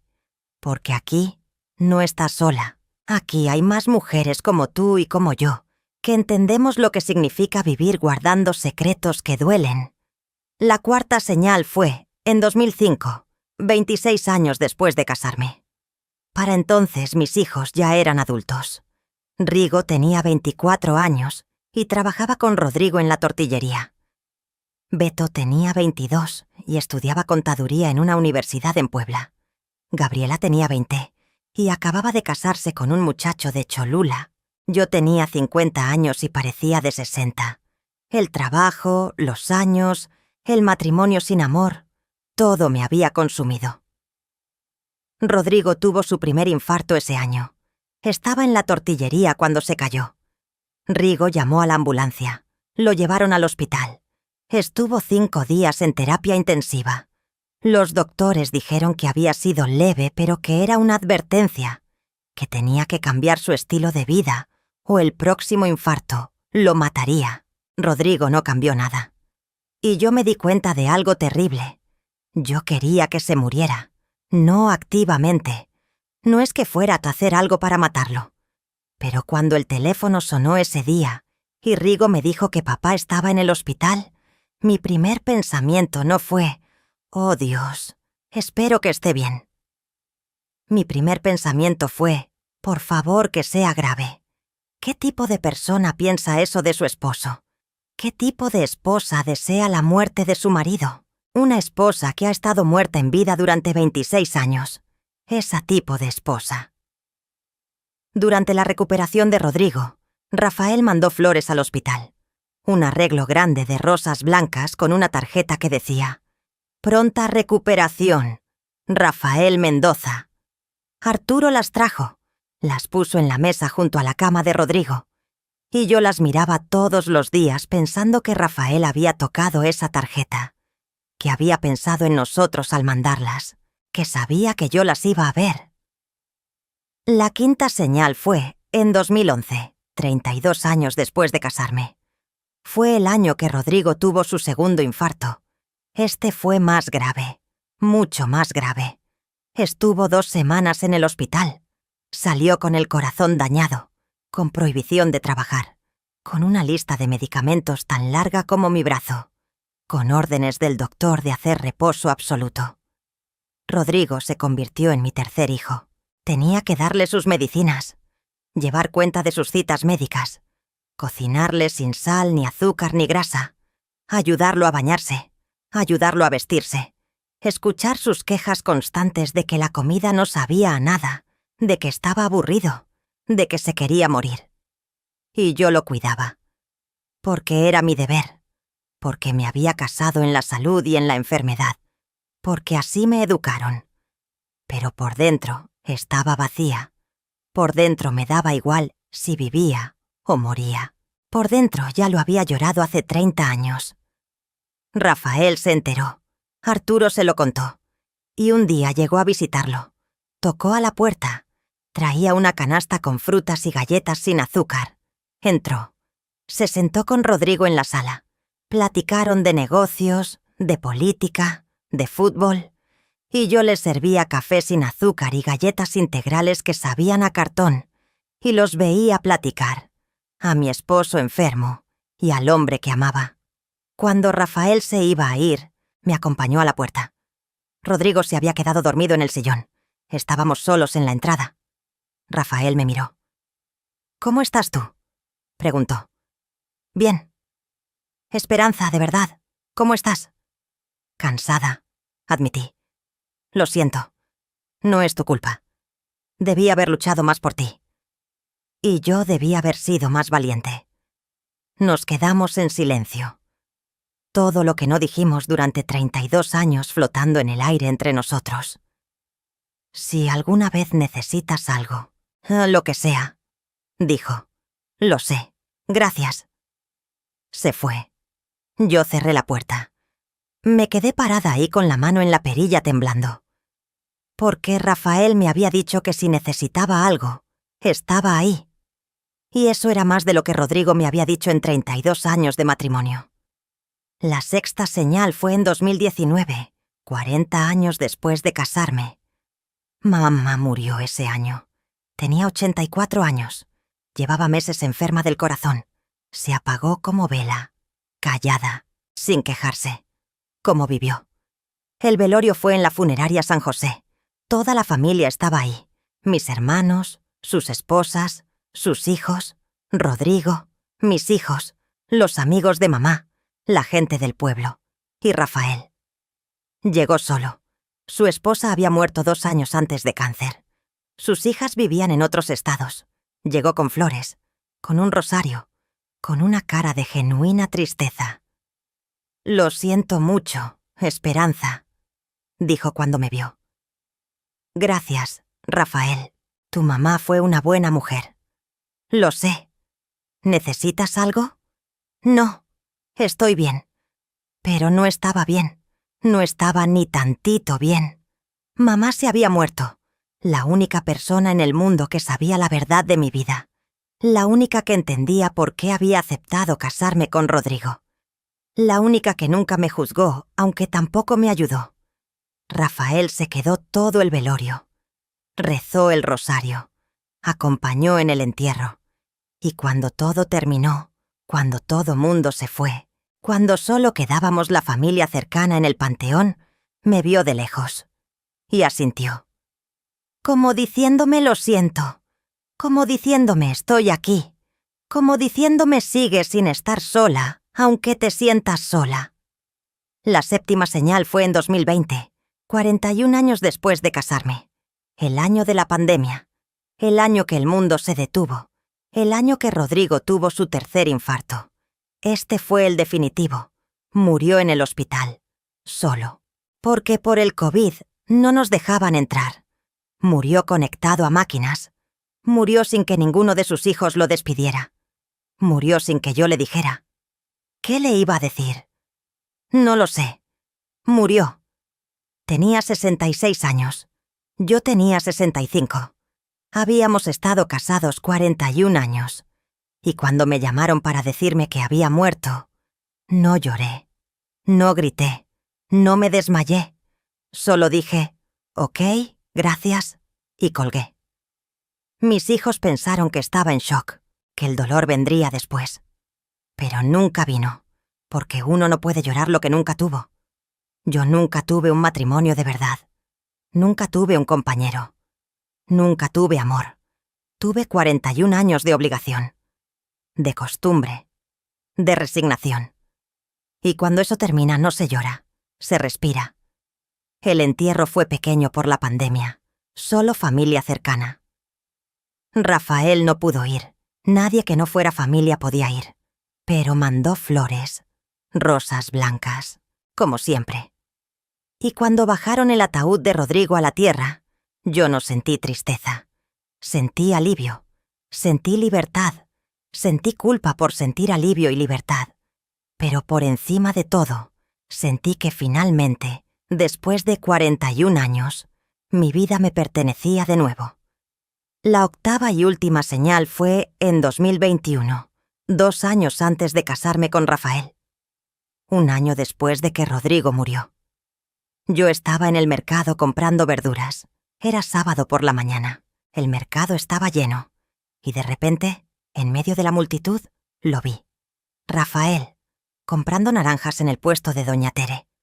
Me acerqué. No sé por qué. No tenía plan. No sabía qué iba a decir. Solo supe que tenía que acercarme. «Hola, Rafael». Se volteó. Me vio. Sonrió. Y esa sonrisa hizo que me sintiera de 24 años otra vez. «Esperanza, qué gusto verte». «Igualmente». «¿Cómo has estado?» «Mejor. Despacio. Pero mejor».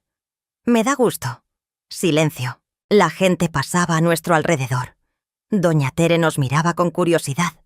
El mundo seguía girando, pero nosotros estábamos en nuestra burbuja otra vez. «¿Te gustaría tomar un café algún día?», preguntó Rafael. Mi corazón dio un brinco. 66 años, y mi corazón seguía dando brincos por este hombre. «Me encantaría». «¿El martes? ¿En la cafetería del centro?». Ahí estaré. Sonreímos, nos despedimos. Y me fui del mercado flotando. 66 años. Viuda, abuela, con arrugas y canas y rodillas que tronaban. Y me sentía como quinceañera antes de su primer baile. El martes fui a la cafetería. Rafael ya estaba ahí. Nos sentamos, pedimos café y platicamos. Durante 3 horas platicamos. De nuestras vidas, de nuestros hijos, de nuestros arrepentimientos, de nuestros sueños que todavía teníamos, de lo que pudo ser, de lo que todavía podía ser. Nunca dejé de amarte. Esperanza, dijo. Yo tampoco te dejé de amar nunca, Rafael. Perdimos 44 años. Pero todavía nos quedan muchos más. ¿Estás diciendo lo que creo que estás diciendo?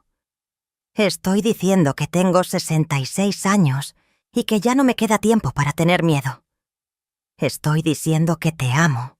Estoy diciendo que siempre te he amado. Y estoy diciendo que si todavía quieres, me gustaría que empezáramos de nuevo. Rafael tomó mi mano sobre la mesa.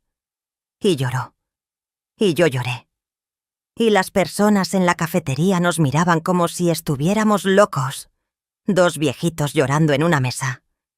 Pero no nos importó, porque después de 44 años, finalmente estábamos juntos. Empezamos a vernos regularmente, cada semana, 2 veces por semana, 3 veces. Caminábamos por el parque, íbamos al cine, comíamos en restaurantes baratos, platicábamos hasta que se nos acababan las palabras y entonces nos sentábamos en silencio simplemente disfrutando estar juntos. Mis hijos no entendían. Pensaban que estaba loca. Rigo especialmente. Decía que era una falta de respeto a la memoria de su papá. Que qué iba a decir la gente. Que yo ya estaba muy grande para esas cosas. Gabriela era más comprensiva. Decía que si yo era feliz, ella estaba feliz. Beto no decía nada, pero me miraba raro, y un día Rafael me preguntó: ¿te quieres casar conmigo? Sí, dije sin dudar. ¿Estás segura? Tu familia no está contenta. Mi familia se va a tener que acostumbrar. Ya pasé 41 años haciendo lo que ellos querían. Ahora voy a hacer lo que yo quiero. Te amo. Yo también te amo. Decidimos casarnos en octubre de 2023, 44 años después de que me casé con Rodrigo. 44 años después de verlo parado al fondo de la iglesia, viendo cómo me casaba con otro. Pero antes de poder casarme con Rafael, tenía que hacer algo. Tenía que cerrar ese capítulo de mi vida. Tenía que quemar las pruebas de 43 años de mentiras. Me tomó una semana juntar todas las fotografías.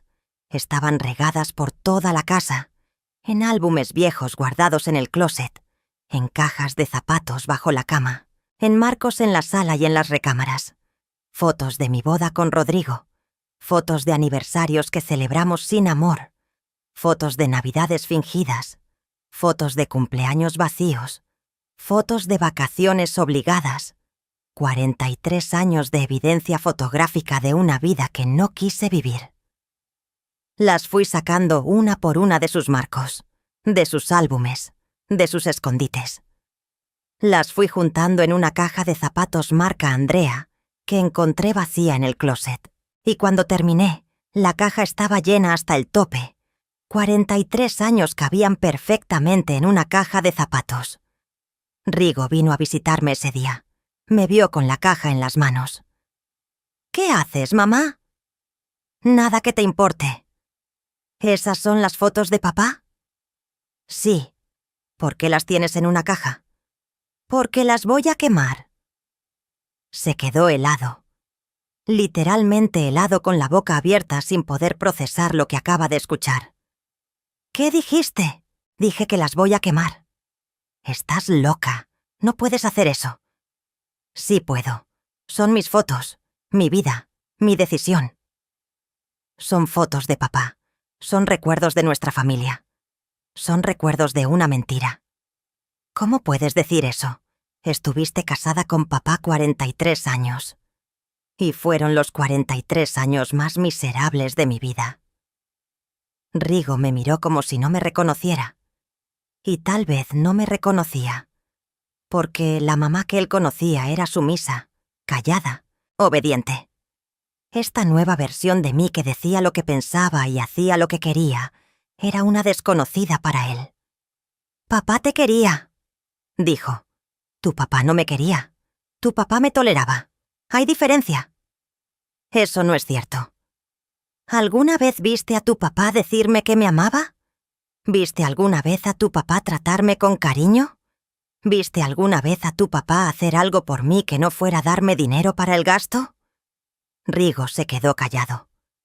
Porque no podía responder, porque la respuesta era no. «Voy a quemar estas fotos», continué. «Y después me voy a casar con Rafael. Y si no te gusta, lo siento. Pero no te voy a pedir permiso. La gente va a hablar. Que hablen. Ya estoy vieja para que me importe lo que digan». «¿Y nosotros? ¿No te importa lo que pensemos?» «Me importan ustedes, pero no me importa más su opinión que mi felicidad». Rigo se fue furioso. Azotó la puerta. No me habló durante 2 semanas. Gabriela vino al día siguiente. Sabía que Rigo le había contado.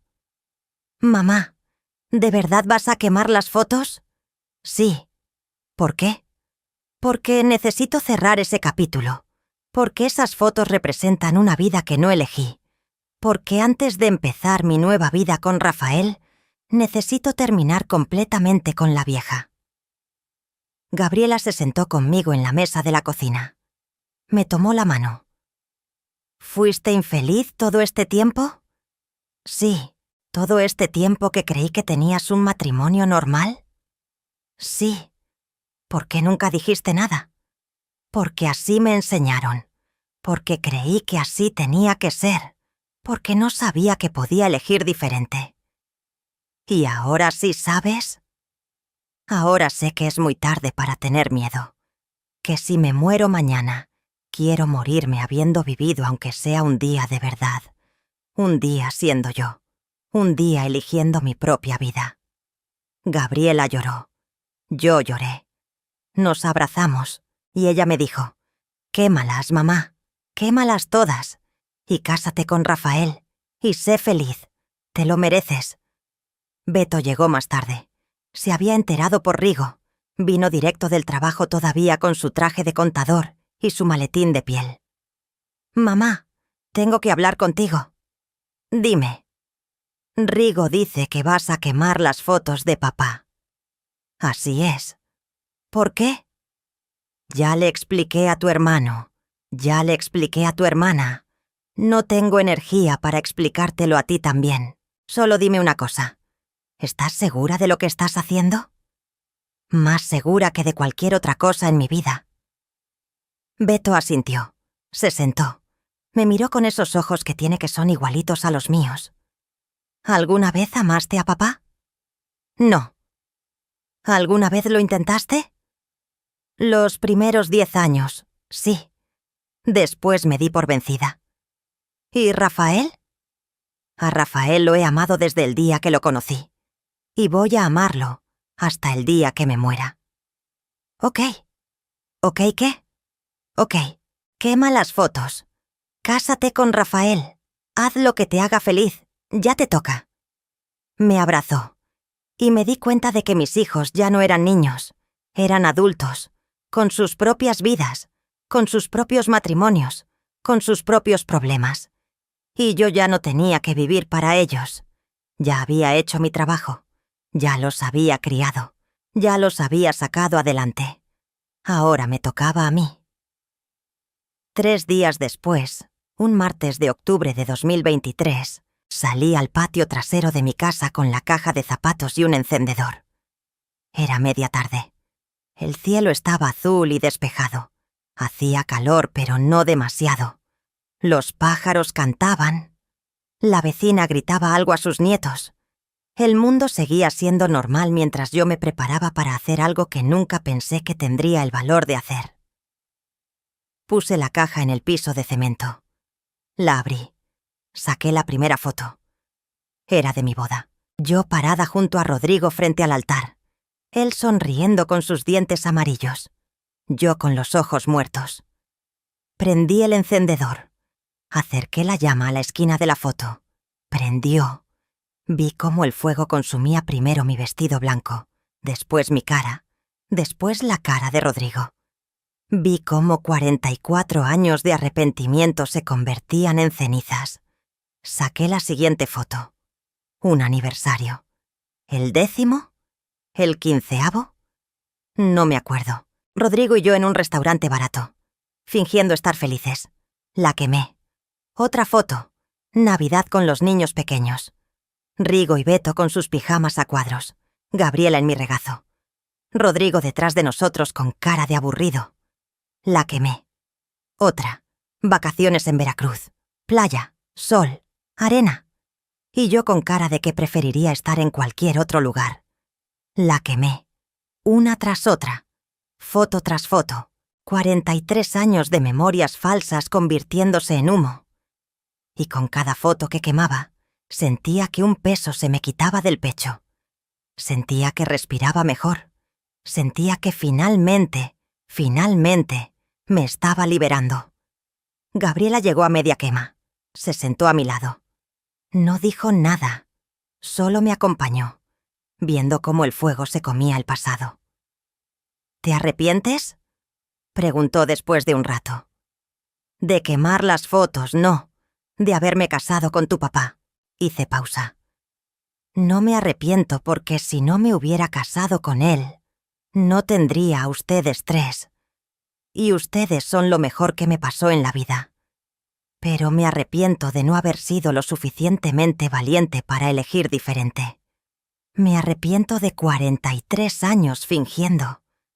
Me arrepiento de todo el tiempo que perdí. Pero todavía tienes tiempo, mamá. Todavía puedes ser feliz. Eso espero, hija. Eso espero. Terminé de quemar todas las fotos. La caja quedó vacía excepto por cenizas. Agarré la manguera y mojé las cenizas para asegurarme de que el fuego estuviera completamente apagado. Y me quedé parada ahí viendo cómo el agua se llevaba los restos de mi matrimonio por la coladera. «Listo», dije. «Ya está». ¿Y ahora qué? Ahora me caso con Rafael. La boda la programamos para el sábado 28 de octubre de 2023, exactamente 44 años y 13 días después de mi primera boda. No queríamos nada grande. No queríamos iglesia ni padre, ni ceremonia religiosa. Solo queríamos algo simple, algo que significara algo para nosotros. Decidimos casarnos por el civil en el registro civil de San Martín, solo con 2 testigos, Gabriela por parte mía, y don Mauricio, el que había sido jefe de Rafael hace 40 años, por parte de él. No le avisé a Rigo ni a Beto. Sabía que Rigo seguía enojado. Sabía que vendría solo para intentar detenerme. Y no quería drama. No quería discusiones. Quería un día perfecto. Mi día perfecto. Me compré un vestido nuevo. Nada elegante. Un vestido azul cielo, sencillo, de algodón, que me llegaba a las rodillas. Unos zapatos blancos cómodos. Me pinté los labios de rosa. Me peiné el pelo, que ahora era casi todo gris, en un chongo bajo. Y cuando me vi en el espejo, vi a una mujer de 68 años que por primera vez en su vida se veía feliz. Rafael llegó por mí a las 10 de la mañana. Traía puesto un traje gris que se había mandado hacer especialmente para la ocasión. Una corbata azul que hacía juego con mi vestido. Zapatos boleados. El pelo, lo poco que le quedaba, peinado con gel. Olía a colonia. Y cuando me vio, sonrió. Y esa sonrisa me recordó por qué lo estaba haciendo. ¿Por qué había esperado 44 años? ¿Por qué había quemado todas las fotos? ¿Por qué estaba eligiendo empezar de nuevo a los 68 años? «Estás hermosa», dijo. «Tú también estás guapo». «¿Lista?» «Más que lista». Fuimos caminando al registro civil. Solo estaba a 4 cuadras. Gabriela y don Mauricio nos esperaban afuera. Gabriela había traído flores, un ramo pequeño de rosas amarillas, las favoritas de Rafael. Don Mauricio había traído una cámara desechable para tomar fotos. Entramos.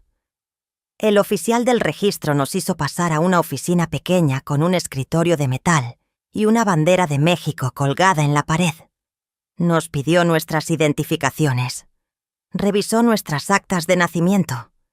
Verificó que ambos éramos viudos y libres para contraer matrimonio.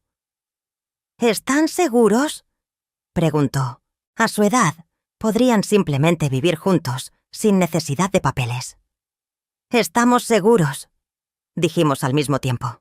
El oficial sonrió. «Ok, procedamos entonces». La ceremonia fue cortísima, menos de 10 minutos. El oficial leyó el artículo no sé cuántos del Código Civil sobre las responsabilidades del matrimonio. Nos preguntó si aceptábamos. Dijimos sí. Firmamos el acta. Gabriela y don Mauricio firmaron como testigos. Y eso fue todo. Estábamos casados.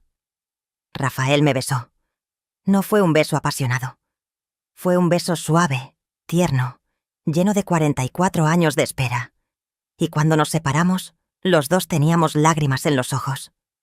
«Finalmente eres mi esposa», dijo. «Finalmente eres mi esposo». Gabriela tomó fotos. Don Mauricio nos felicitó. El oficial nos dio una copia del acta de matrimonio. Y salimos del registro como marido y mujer. Afuera, un grupo pequeño de personas nos esperaba. Al principio no entendí qué hacían ahí.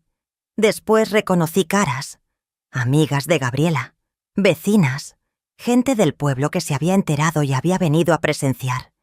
Y estaban aplaudiendo por nosotros, por dos viejitos que se casaban después de 44 años de amarse en silencio.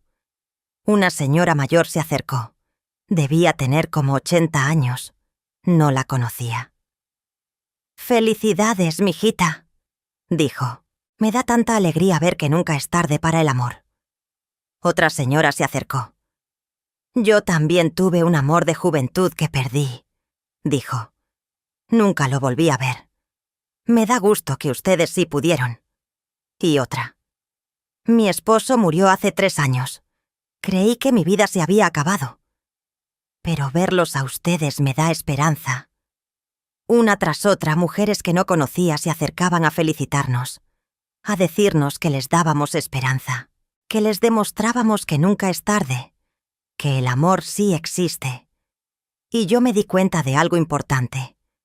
Mi historia no era solo mía, era la historia de todas esas mujeres, de todas las que se casaron sin amor, de todas las que perdieron a su amor verdadero, de todas las que creyeron que ya era muy tarde para elegir. Fuimos a comer a un restaurante pequeño del centro, solo nosotros 4. Rafael, Gabriela, don Mauricio y yo.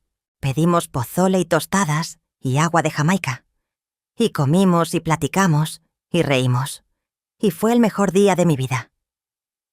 Después de comer, Gabriela y don Mauricio se fueron. Nos dejaron solos. Rafael y yo caminamos por el parque, de la mano, como dos enamorados.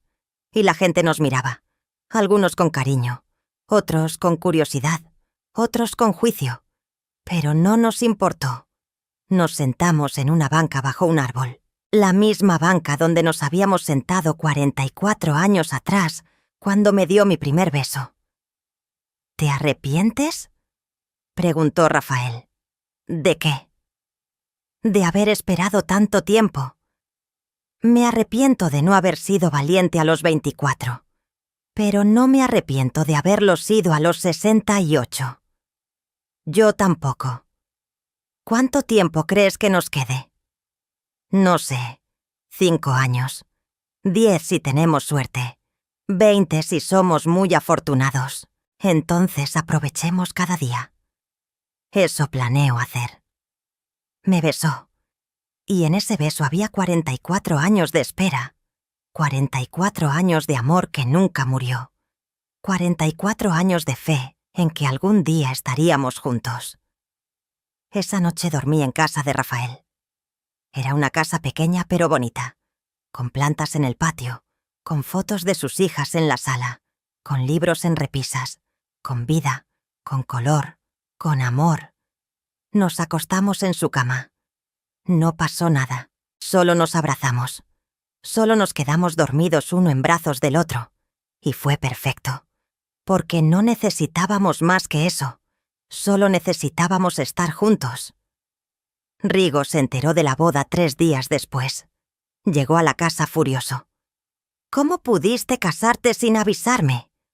Porque sabía que ibas a hacer un drama, como lo estás haciendo ahora. Soy tu hijo. Y yo soy tu mamá. Pero también soy una mujer con derecho a elegir mi propia vida. ¿Y qué va a decir la gente? No me importa lo que diga la gente. Papá apenas tiene 3 años de muerto. Y yo tengo 44 años de haber amado a Rafael. Rigo se quedó callado, procesando, intentando entender. ¿Desde antes de casarte con papá? Sí. ¿Y nunca dijiste nada? No podía. En esa época las mujeres no elegíamos, nos casaban. Pero pudiste haberte negado. ¿Y vivir en la calle? ¿Sin educación? ¿Sin dinero? Sin nada. No seas ingenuo, Rigo. Yo no tuve las opciones que tienen las mujeres ahora. Entonces toda mi vida fue una mentira. Tu vida no fue mentira. Te amé, te amo. Eres mi hijo y te amo con todo mi corazón. Pero mi matrimonio con tu papá sí fue mentira. Y eso es algo que tengo que vivir con eso.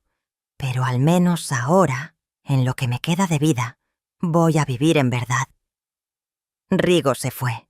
No azotó la puerta esta vez. Solo se fue callado, procesando. Y yo supe que eventualmente lo iba a entender. Tal vez no hoy, tal vez no mañana. Pero algún día iba a entender que su mamá también tenía derecho a ser feliz. Beto vino a visitarme esa misma noche. «Felicidades, mamá». «Gracias, hijo». «¿Eres feliz?» «Más de lo que he sido en toda mi vida». «Entonces me da gusto». «¿De verdad?» «De verdad. Mereces ser feliz». Lo abracé y lloré, porque tener el apoyo de aunque sea uno de mis hijos significaba el mundo para mí. Han pasado 6 meses desde que me casé con Rafael. 6 meses de despertar todas las mañanas al lado del hombre que amo. 6 meses de desayunar juntos, de caminar juntos, de platicar hasta que se nos acabe el aliento. 6 meses de ser genuinamente feliz. Nos mudamos juntos a su casa. Vendí la casa donde viví con Rodrigo. No quería conservar nada de esa vida. El dinero de la venta lo repartí entre mis 3 hijos. Ellos van a necesitarlo más que yo. Rafael y yo vivimos simplemente. No tenemos mucho, pero tenemos suficiente.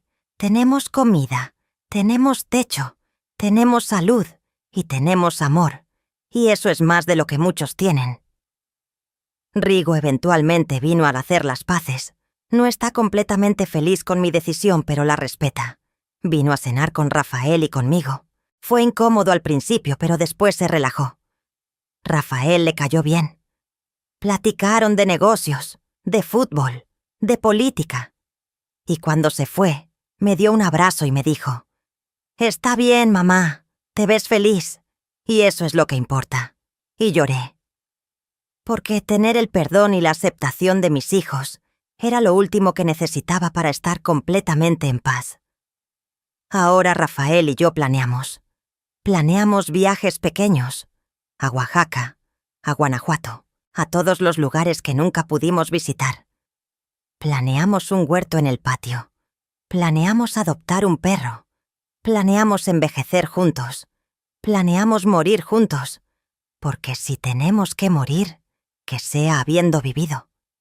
Esta mañana me desperté antes que Rafael. Lo vi dormido a mi lado. Su cara arrugada, su pelo casi inexistente, su boca abierta roncando suavemente, y pensé, este es el hombre que amo, Este es el hombre que siempre amé. Este es el hombre con el que debí haberme casado hace 44 años. Pero no pasó. Y está bien. Porque lo importante no es cuándo empezó nuestra historia. Lo importante es que sí empezó. Que estamos juntos. Que elegimos el amor por encima del miedo. Me levanté. Hice café. Saqué el pan dulce que compramos ayer en la panadería. Puse la mesa.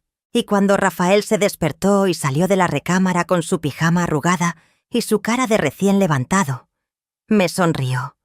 Y yo le sonreí. Y nos sentamos a desayunar, juntos, como marido y mujer, como debió haber sido desde el principio. ¿Y saben qué es lo más hermoso de todo esto? Que si yo pude, ustedes también pueden. Si yo a los 68 años tuve el valor de quemar mi pasado y empezar de nuevo, ustedes que tal vez son más jóvenes, que tienen más tiempo, que tienen más opciones, también pueden. Nunca es tarde para elegir. Nunca es tarde para ser valiente. Nunca es tarde para amar. Gracias por quedarte hasta aquí. De verdad. Sé que invertiste más de 1 hora de tu vida escuchando mi historia. Y espero que algo de lo que conté haya tocado tu corazón. Si este relato te quitó un peso del pecho o te dio fuerzas para hacer lo que tienes que hacer, ese botón de me gusta es tu forma de decirles a otras mujeres como tú que estas historias existen. Y cuéntame en los comentarios. ¿Tú hubieras tenido el valor de quemar las fotos? ¿Habrías esperado 44 años o habrías sido valiente desde el principio? Me muero por leer tu respuesta. Y si todavía no te suscribes, hazlo hoy. Cada semana hay una historia nueva esperándote. Historias de mujeres que decidieron que nunca es tarde.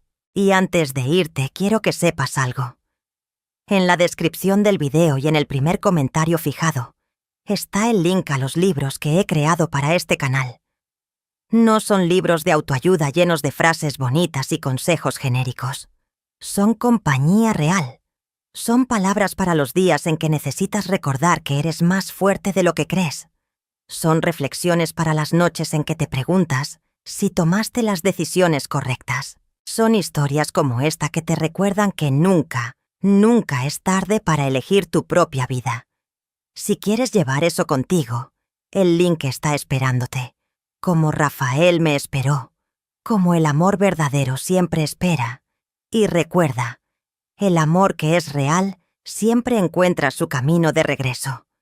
Tal vez no hoy, tal vez no mañana, pero encontrará su camino, porque el amor verdadero no se rinde, no se olvida, no se muere.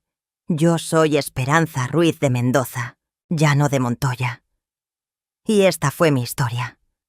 Nunca es tarde para quemar el pasado y casarte con tu futuro. Hasta la próxima historia, mi amor. Aquí siempre vas a encontrar tu lugar.